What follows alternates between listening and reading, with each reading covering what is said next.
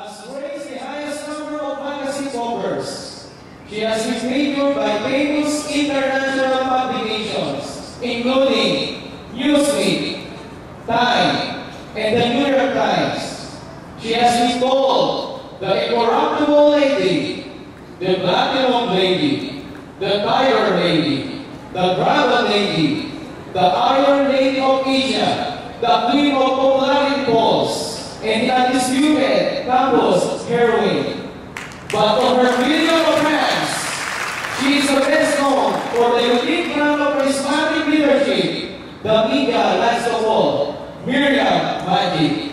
Let's give a warm applause to our guest speaker, Dr. Miriam Defensor Santiago.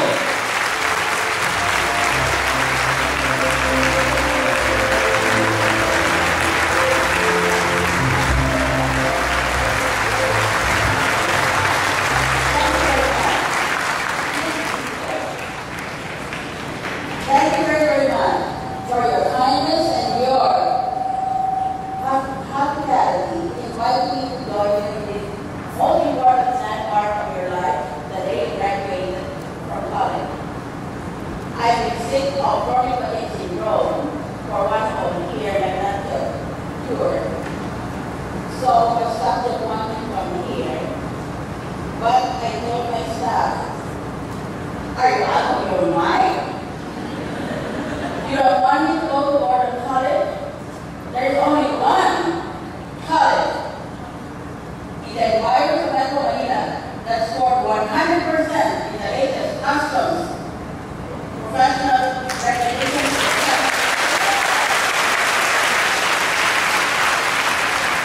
That's Gordon College. Kailangan matiin ko rin ang mga faculty members ninyo at ang mga programa ninyo.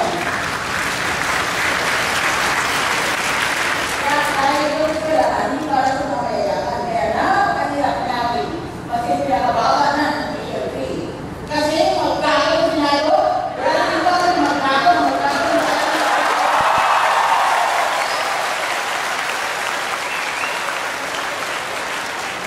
Kaya, ang magandang balikat na ako, that's real, that's our name.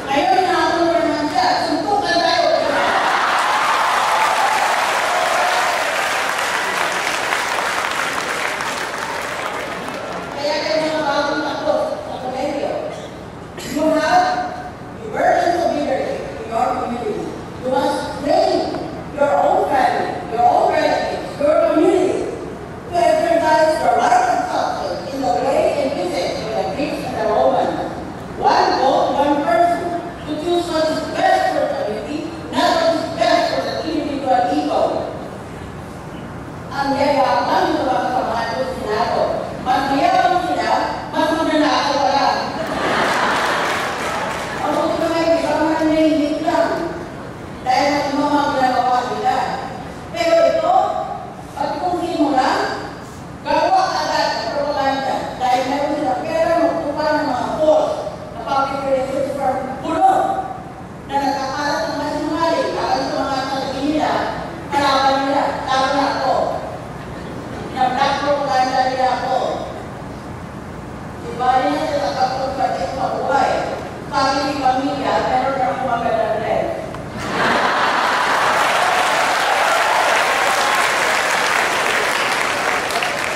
Pero balik tayo, hindi lang sa tatlo ito.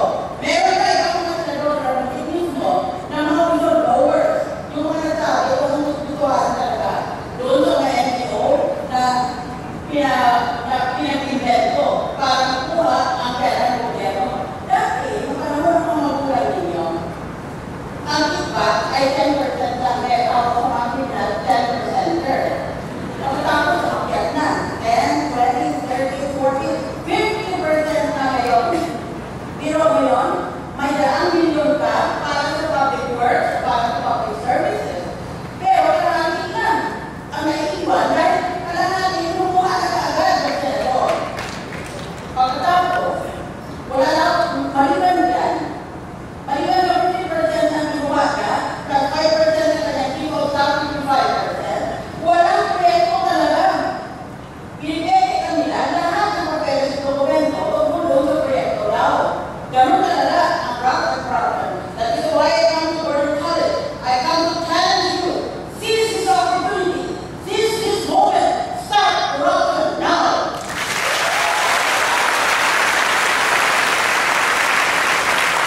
Hindi na natin, baban ang senador. Lalo lang yung tanong ko sa senador. Yun ang pinakaman. Ang pinakalagan, yun ang pinakamay kasalanan. Nagkapos na kayo ng college ninyo.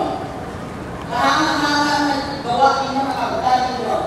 Sa kabila ng paghihirap ninyo sa buhay. Na hindi dapat dahil mayaman itong bayan natin, nanakaw na ng mga senador. Ay, nagkapos na rin kayo. Pero, meron pa akong nagkasanang turo sa inyo. Kung pwede lang.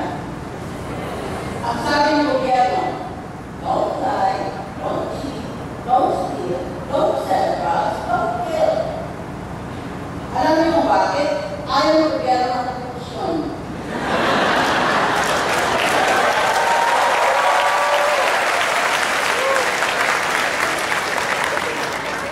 Hindi ba ang mga gadget kapag magloko, mamamatay?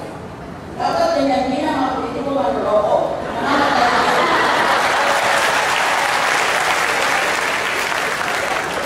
Question. Anong resulta ng IPFL ng mga kurako sa politiko? Answer? Negative. Ang common sense minsan parang deodorant. Sino ba ang magsigit na kailangan? Sila ba ang hindi gumagamit?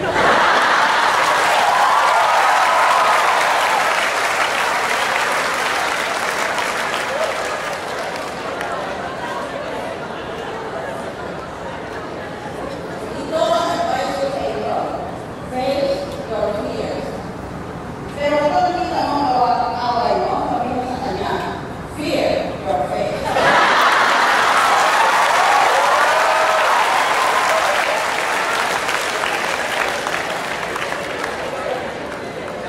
Nagkaroon ng pagkakataon, ng isang tanong kay God, ang mga presidente ng China, US, at Pilipinas. Nauna ang China, ang tanong niya, God, kailan ko ba mawawala sa bansa ko ang korupsyon at kahirapan? Sumagot si God, 300 years, anak. Umiyak ang presidente ng China, patay na ko ba ang mangyari yan? Sumunod na presidente ng US. Anong tanong niya? Ang tanong niya, God, kailan ko mawawala sa bansa ko ang korupsyon at kahirapan? Sumunod si God, 500 years, anak. Umiyak ang presidente ng US. Patay na ko ba ang mangyari yun? Sumunod ang presidente ng Pilipinas. Ang tanong niya, God, kailan ko mawawala sa bansa ko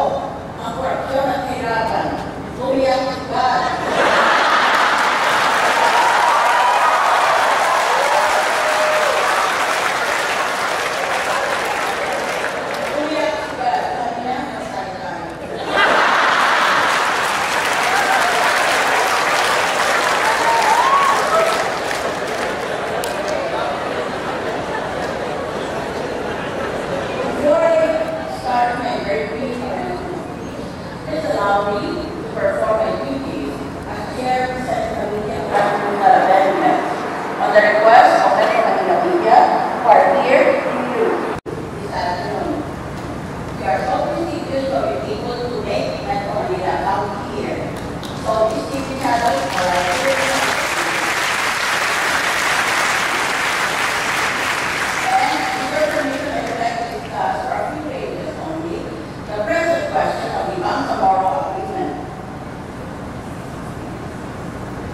We have what is called a comprehensive agreement for the Bangsamoro, which was signed last March 27. It was signed between the government of the Philippines on one hand, known as the GPA, Government of the Philippines, and the Moro Islamic Liberation Front, or MIFF, on the other hand. It is supposed to end the elected home conflict in Mindanao. The CAP, or Comprehensive Agreement for Bangsamoro, is only 5 pages, but it also includes integral parts on 12 agreements between the parties, including the 2012 Framework Agreement to the Bangsamoro, which I refer to as agreement. So, nagpirmahan na ang gobyerno ng Pilipinas at ang MIFF sa Mindanao. Na hindi na sila mag-aaway o sinutan namin sa isa't isa, kung hindi, makikitira sila ng mga kapitbahay na maayos. Ngayon, napaka-importante ito sa kasagayan natin bansa. The agreement provides for the drafting of a Bangsamoro basic law para sa Constitution ng Bangsamoro, which President Aquino will forward to Congress for approval. The basic law will define the relations of the central government, the Bangsamoro government, and the local government units. After the basic law is passed, presumably by the end of 2014, a exercise will be held to ratify the basic law, and particularly the so-called core territory of the Bangsamoro by 2015. The President will then appoint a committee member of the Bangsamoro Transition Authority to govern the region. Finally, our requirement for Bangsamoro will be received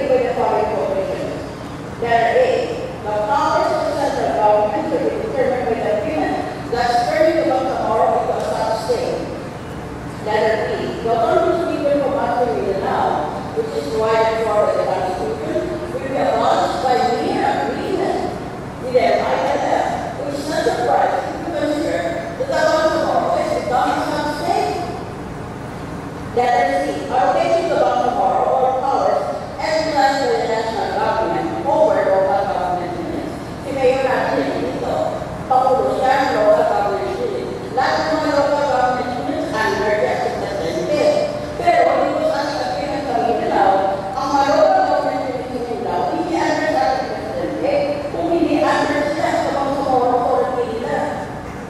Number 4, although the Constitution provides natural resources belonging to the state, in the Bangsamoro territory, only Bangsamoro will have exclusive jurisdiction over natural resources. Eh, ito sa balit, hindi nyo maalit na kukunin ang lahat na titita nyo sa mga natural resources ninyo. Kailangan, yung natural resources na yan gamitin para sa buong bansa. Dahil ang kaya ng ating marikas na kailangan ay bansa, hindi yung tao na bigyan ng permit or license. Eh, kaiba doon sa general. Letter D. The evidence of our care is about the so-called exclusive powers, which define such authority as both powers or matters over which authority and jurisdiction pertain to the Bangsamoro government. Hindi natin alam kung ano yung sabi ng bata. Pag sinabi ng Bangsamoro, yun ang nila, yun na ang magiging exclusive powers nila. Letter F. Only the Bangsamoro can be under ministerial form of government. Hindi yan ang ministerial as a presidential form of government where the graduates of Bachelor of Arts in Political Science. Where are you? Is there a volunteer? What is the difference between ministerial and presidential? Presidential, we have all natin. Buong bansa, meron kang karota, pumunta ka, iboto mo, tinutawag mo sa mga president is 2016. By the way, sino ko lang nagkandidato sa 2016?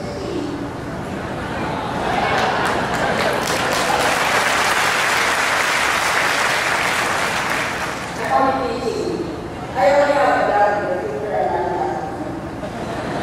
pero, dito sa presidential, alam natin ang sistema. Ang ministerial, hindi mo pinuboto ang tao na kandidato. Kung yan pinuboto mo ang partido.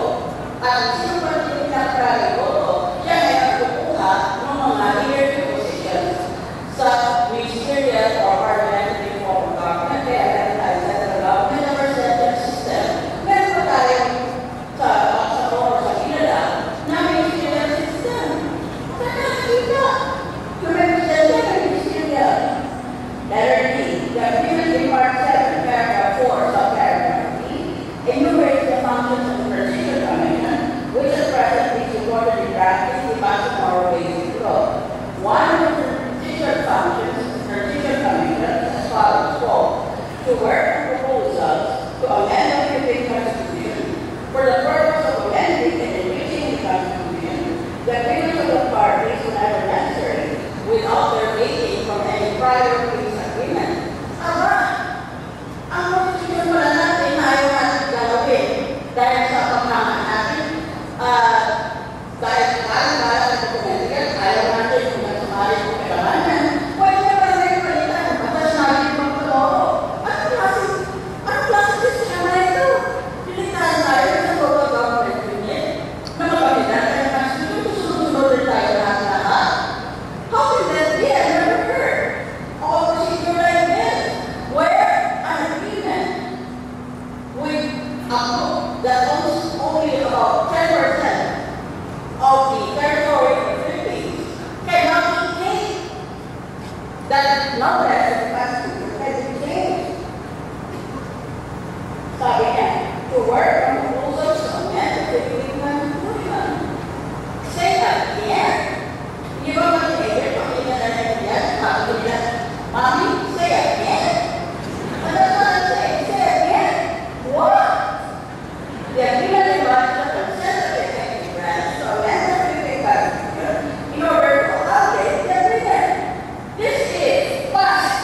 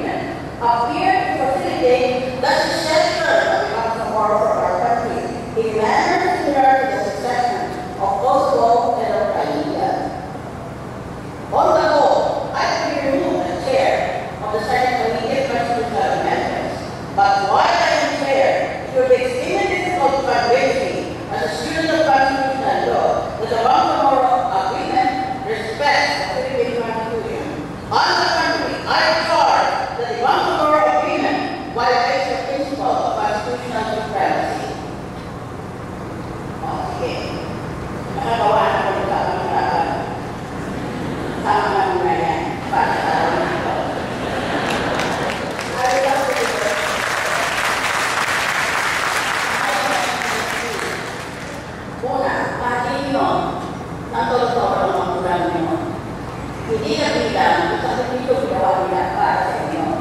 Akala niyo siguro hindi. Mahal-mahal lang kayo. Kaya, kung basa na lang nila ang pagpapahal, hindi nyo ako bibigyan na pinagalitan nila sa iyo. Kapatapos, kasi kung mga professors nyo, magpasalamat din kayo. Even the professors who love me. Masalamat ko naman din sila eh. Noong may professor ako bakla, dahil ito nila siya sa akin, basta na klase ako, hindi ako magbigay ng karo na higher than 2. Kahit sumakurao eh. Tinasal ko tayo bakla ngayon. Bakit nagawa mo naman? Nung bata ako kasi, may siguro sa tako, kaya ako, sir, nag-iwan mo pwede mo. Simulan mo nakikita na ako. Pero, kasi, mas iyan, nakatulog namin siya sa inyo. Even the professor did like very much. I've helped shape you to what you are today. One day, when you reach my age, you will look back with fondness, or even those kinds of professors. So today, we have a day of celebration and rejoicing for your in honor of your parents and relatives, and in honor of your professors. Maliban dyan, ang ngayon, pag-isipan natin, paano tayo makakuha ang trabaho? Eh, kung nagalin natin, wala natin mga server sa Senado, pero sila agad na bakante.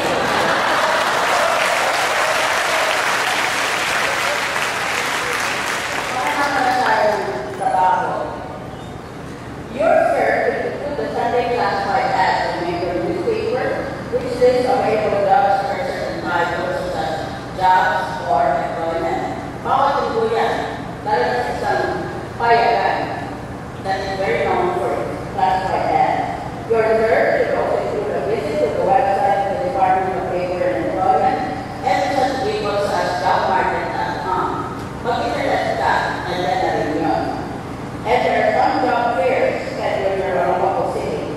One we held is April 11 at the SCI College in Manioco, Akira City, Pampanga. Magtanong ka sa internet, sa classified ads, hindi mo. After application, we will invite for a job interview. And nag-apply ka tapos tawagin ka, interview ka. Una sa araw ng interview mo, naligo ka.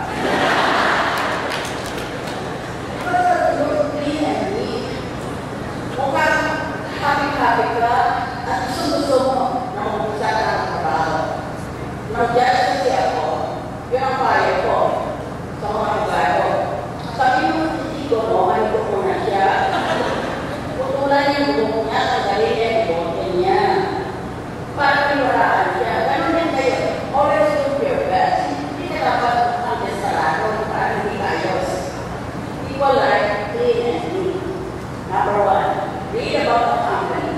You have to understand there's specific needs for the position you're applying for. Number 2, dress for success. The first impression you make from a potential employer can make a big difference. However, dress appropriately na nakakabagay. Hindi na kayo basta-basta yan yung mga jazz-jazz. Makakalit ko pa rin mga sa kayo eh. Kaya mag-ayos, sa pagka-professional mo. Number 3, improve your interview technique. Remember, the interview is a chance for you to shine. Take the time to interview questions that will probably be asked during a job interview. Number 4, maintain eye contact. Eye contact naman.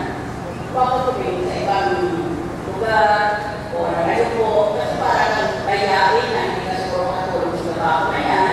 O kaya baka tinatako. Kaya always maintain eye contact. You have to exude confidence and appeal during your interview. Sex appeal, maganda.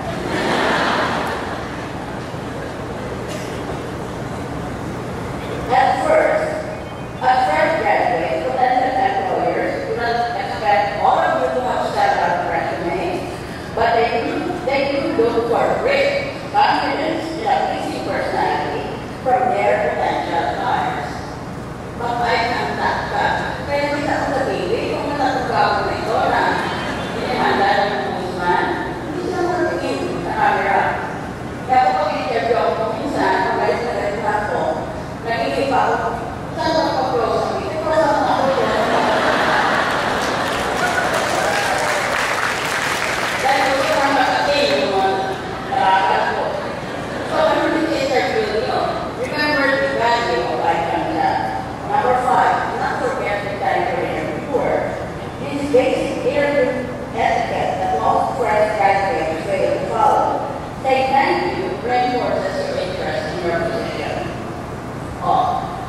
Suppose, nasagda na.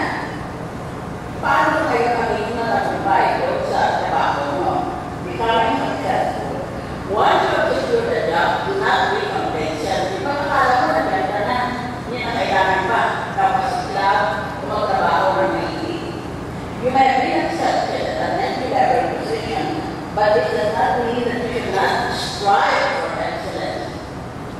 Always strive to do the best you can, and on occasion strive to do better than your best. Kaya mo yan, basta maniwala ka sa sarili mo. At hindi kailangan nailit ka kung paano makalaban sa pwede ka maintindihan mo. Eh, bakit kayo nakakala mo sila din sila? Kasi kung gano'n nila sila ng kopya sila. There is no secret to success, but perseverance. I don't have any secret, but I am a successful student. Kasi hindi po ako sipag eh. Kailangan makuyat sa kailangan sa UP. Alas doon na pinapakahan ko na siya eh. O, saan na lang ko eh. Mababata pa ako ng paper candidates ko. Because I will study from paper candidates sa index sa laba, pati lahat ng footnotes. Eh, patayin nila na 2 beses. Ako 5 beses ko nabasa. Ay, parang magyano ko. Kung hindi ko alam ko saan ang answer, inside ko lang yung buong 50 pages na yun.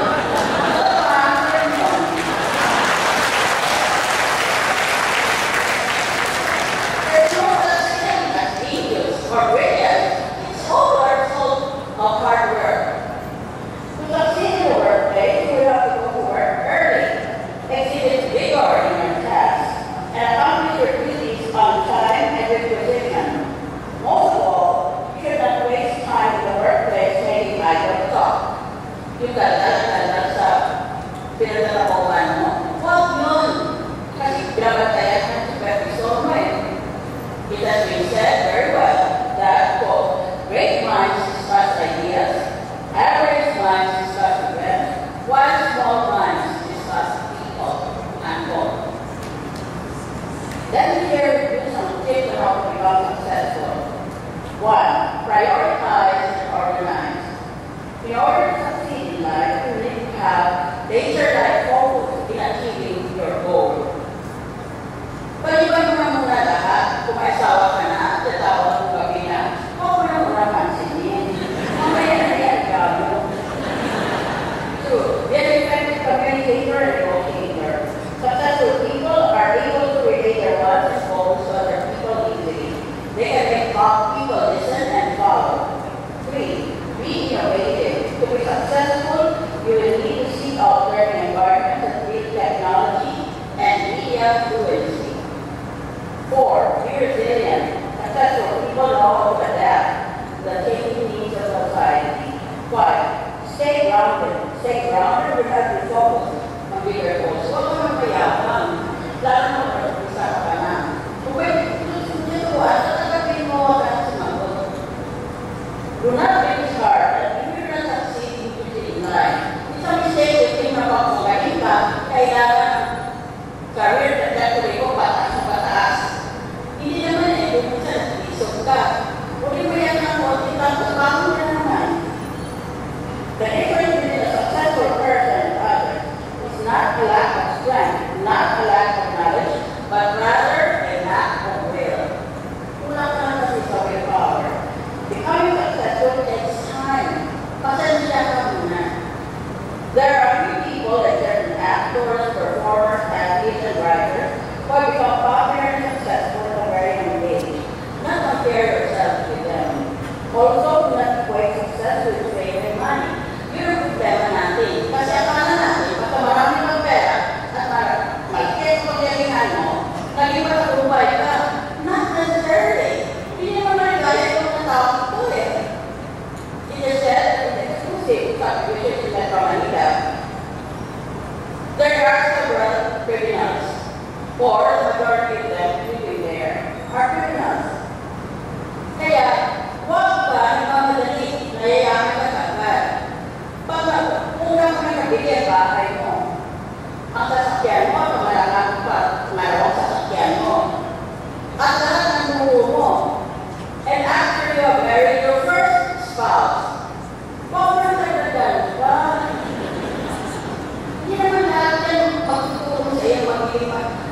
maligaya sa buhay. They cannot bring you happiness. The meaning of life depends upon you. It is not a formula. And you must live your life, therefore, the meaning that you want it for yourself, that you want for yourself. Life is lived for others. That is the best definition of happiness. Kung sabihin mo lang paragi, at iisip mo, magiging mo ba ka sa darot, pinanapit, kung tayo sila na yung kakulungan. Being successful means being a person of value to others. It means reaching those goals you have set for yourself. It also means to stay excellent in the things that you do.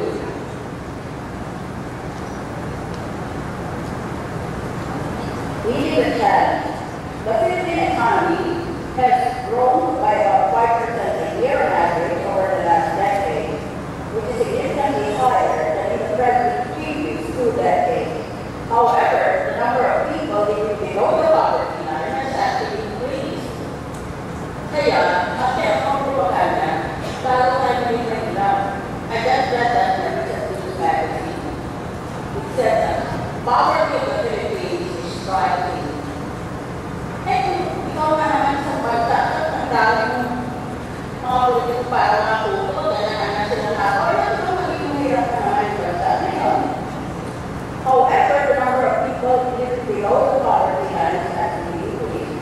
One critical economists argue that the rapid growth of the Philippines has its roots in regulations and distortions that favor the elite class. Ito very sophisticated topic. Pero alam mo kasi, may mendoro sila mga mayayaman, sila sila lang marami. Kaya sila ang bigay ng pagpapal ng pera ng mga bilyon na piso sa mga kandidato kasi nagkontrolan nila ng bibigay nila ito mga politiko natin. Thus, more Filipinos are drawn to working abroad, where there are more opportunities with higher wages and more pricing benefits. Ilan sa ito may batang pumunta abroad? Raise your hand. That is a legitimate condition. But however, this invariably leads to the exodus of talented overseas Filipino workers. Ang gagaling ng mga Pilipino sa abroad, pahama-hama talaga. Sinanod sila. Parang ko lang, mas sa eskwela, dito sa mga opisina, mas magaling pa ang Pilipino, all things being equal, nasa mga layunan. Kaya ang kasi talaga nila, but if you aim to work abroad, you have to compete with workers from other developing countries, such as India, China, and Korea. Competing for a spot in a global workforce will require higher levels of confidence and skill. Before you decide to work abroad, bear in mind that the country is an emerging economy in the IT industry. The digital age is making it easier to engage in business through people. Today, employment opportunities are more global in scope. The internet has created new opportunities for employment. It is important to know what skills you need in order to meet the demands of the digital age. These skills include constantly adapting to technology, embracing diversity, practicing integrity, demonstrating personal discipline, and thinking creatively and innovatively. If you want to make a difference at work or in your community, you need to become a leader in your own field of work. You do not need to have a title or a boss to become a leader. The director of Pioneer Leadership Program said, quote, "Why do you not have to be in charge of groups, businesses, or governments? We each have an obligation to make a difference, to continue to accumulate the community and to work the public sphere to create great capacity, confidence, and community," unquote. Achieving excellence in social media. As future leaders of our nation, you have a duty to challenge the status quo and create a better country for our people. Use your right vote to change our country. Kasi anak ng masa, laruan ang barota. Akala nila that's entertainment. You have to take this seriously and you have to educate the people around you to take seriously the right of suffrage. As members of the electorate, be critical, vocal, and participating in the political process. We are not a nation of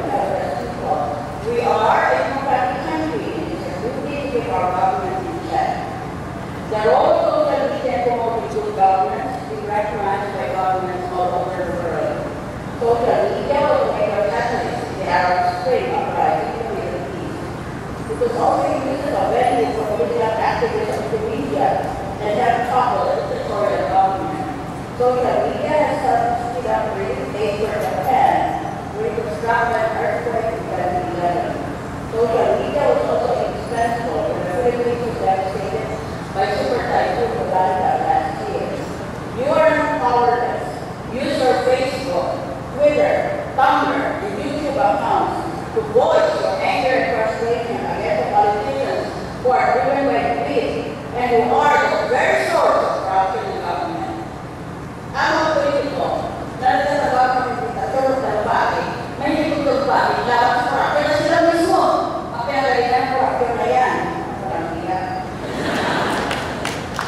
We are allowed to the powerful to be given special privileges.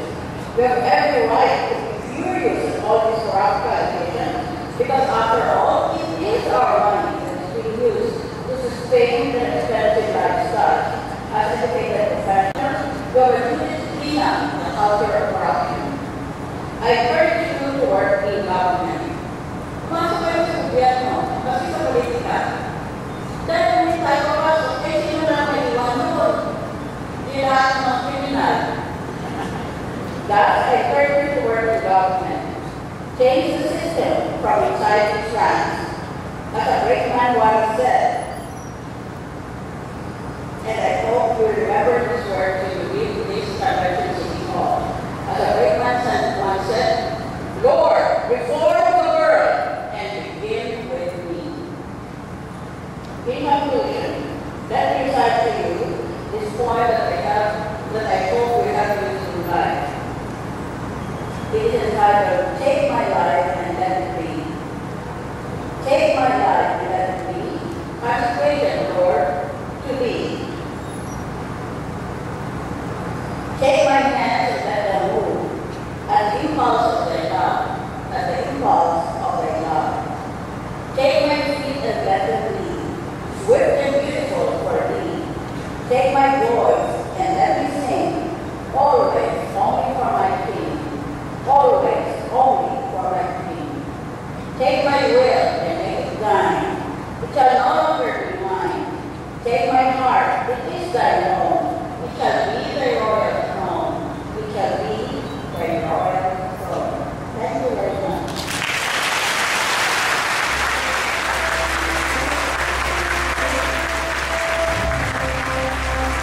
Thank you.